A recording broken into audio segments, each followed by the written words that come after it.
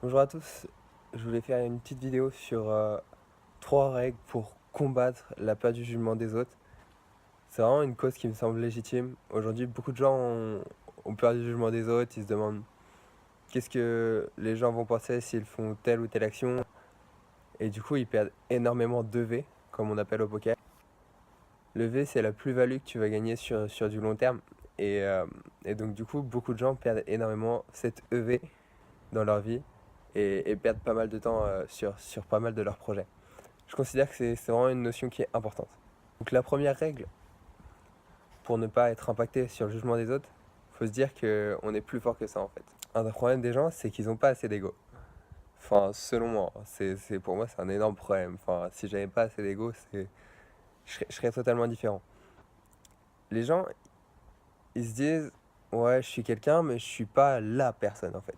Et le tout, pour moi, c'est vraiment de se sentir la personne. Je me sens comme quelqu'un d'important en fait.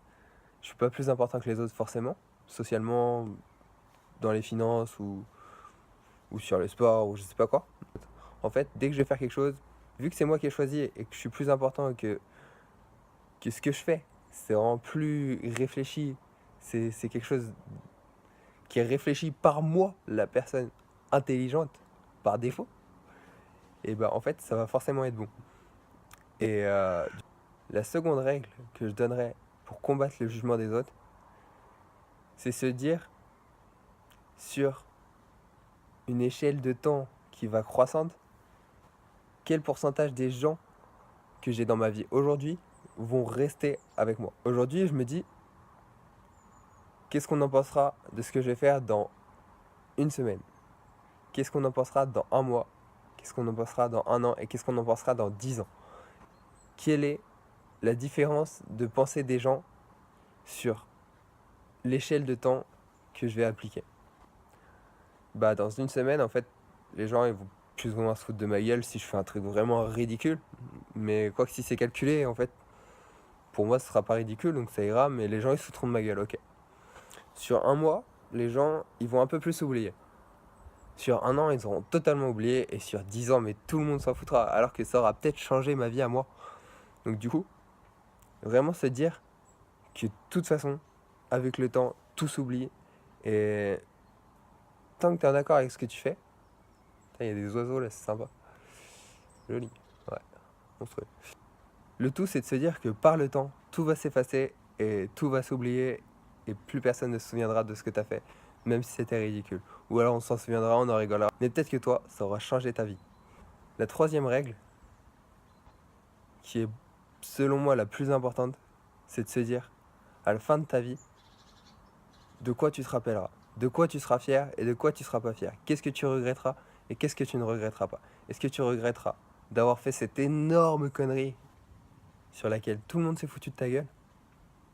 Ou est-ce que tu seras fier au contraire d'avoir fait cette énorme connerie et d'avoir progressé en fait, d'avoir changé ta vie via cette énorme connerie, d'avoir fait tes erreurs, d'avoir appris de tes erreurs?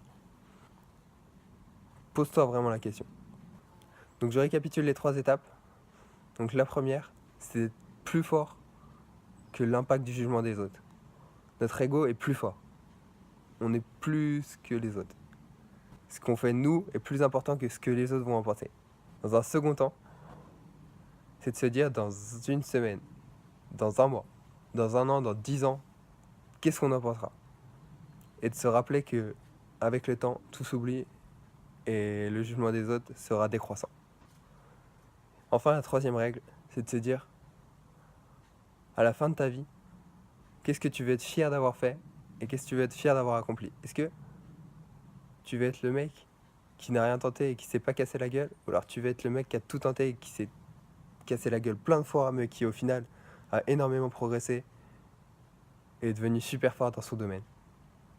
Choisis qui tu veux être vraiment, c'est ça qui est important en fait. Cette vidéo se termine, je vous dis à plus pour de nouvelles vidéos. Abonnez-vous et partagez, n'hésitez pas à mettre un like.